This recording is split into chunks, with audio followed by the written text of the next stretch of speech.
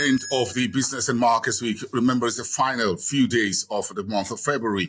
Will be done in just a couple of days. It's Thursday, the 27th. So let's just keep that in mind. 1st of March is not so far away, as it were. But let's just take a very quick look to start the business and markets day with the markets for Wednesday. The midweek was a little bit mixed, a very big jump. And I'm going to start from Zimbabwe, the ZSE, where the index roared 1.74% on Wednesday. That's one of the markets we cover. Quite a very big upside for that market. British American Tobacco, OK, Zimbabwe, Delta, also a big upside on the shares. So that lifted the stock market in Zimbabwe, the main market, by the way, the ZSE 197.01, 1.74%. We also saw some gains in Nigeria, just a very gentle upside. The first positive finishing line in 5 sessions was the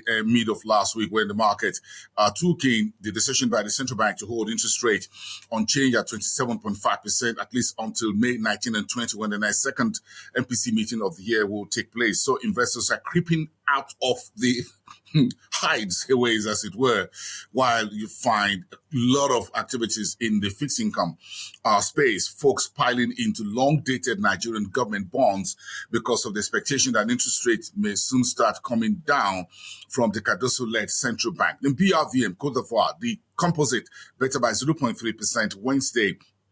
The Egyptian market flagged by 0.07%. The NSE down by 0.47%, while the JSE was up 0.65%. The G20 finance ministers and central bank governors of the 20 most developed economies are still taking place at the CITCC in downtown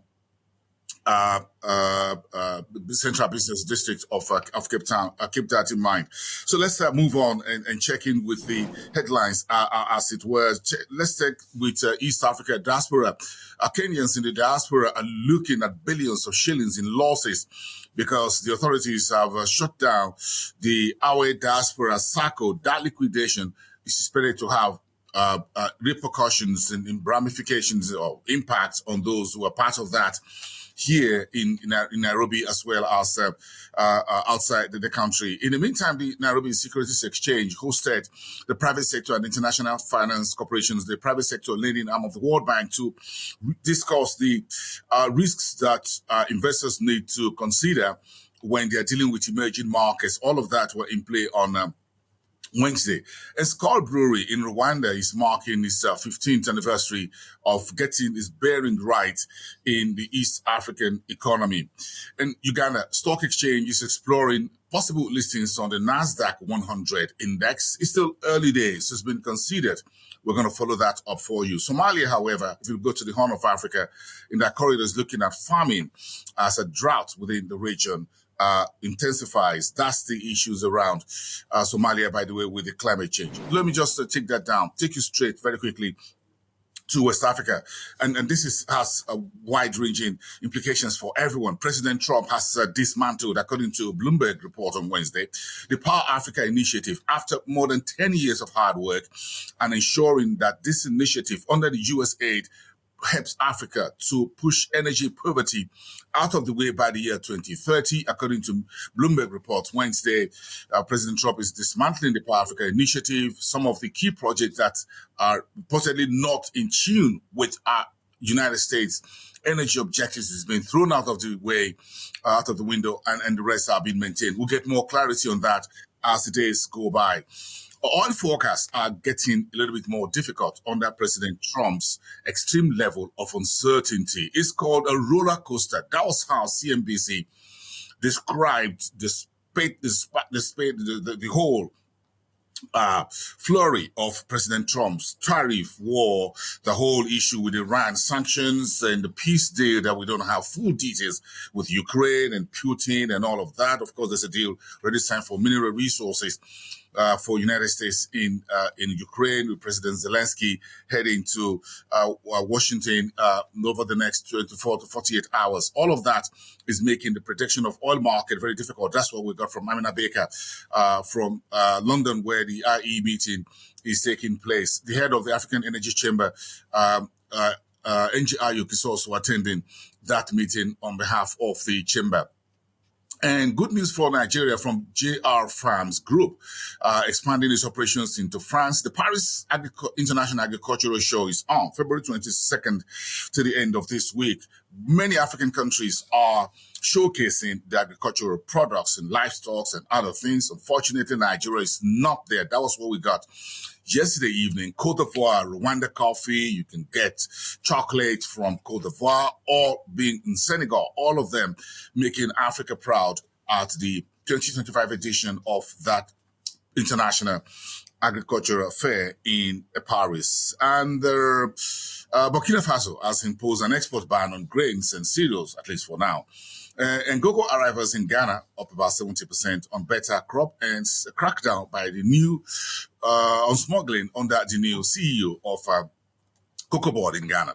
And the BRVM investment date for this year has been set. It's going to be at the London Stock Exchange at another location again, 2 locations in London. That will be on the 8th and 9th of April. Keep that in focus. We're going to track that for you actively here on Frontier Africa Reports when the time arrives. Let's move to Southern Africa. Inflation in South Africa climbed 3.2% in January after the country's data for inflation was revised for last month, which showed inflation at 3%. Mauritius is shutting down international airports as tropical storm intensifies. We got data early this morning, 4:30 a.m. warning, meteorological office issuing warning that the cyclone and tropical storm is intensifying, so businesses are closed in Mauritius today. The Mauritius Stock Exchange will be closed for another day. And Malawian president has fired the country's trade minister because of protests by the citizens over food prices in the Southern African country. In OK Zimbabwe, the largest retailer in Zimbabwe has hired or rehired 2 former chief executives to help the company reshape its operations between now and the next 6 months. That's the mandate they've got. And Ilovo Sugar provided a trading update yesterday saying the full half-year profit for the period ended February will be up between 13 and 28%. If you're watching Ilovo on the Zimbabwe Stock Exchange, keep that in mind. Ilovo Sugar, by the way. And finally, in North Africa, so Egypt's financial inclusion rate is now 74.8%. That was at the end of last year, backward-looking data, but that tells you how much progress Cairo is making at improving the financial services industry to include men, women, and others. The PFI Asset Management in Egypt has now been appointed the fund manager for Mawaret Fund, while Hyundai Rotem is got $1.5 billion trade deal signed with Morocco. And finally, Morocco is looking to buy 166 trains from France, Spain, and South Korea. That's about roughly $3 billion in US dollars. Those are your headlines this Thursday. Do have a profitable day, everyone, and goodbye from now. We're here at the Frontier Africa Reports.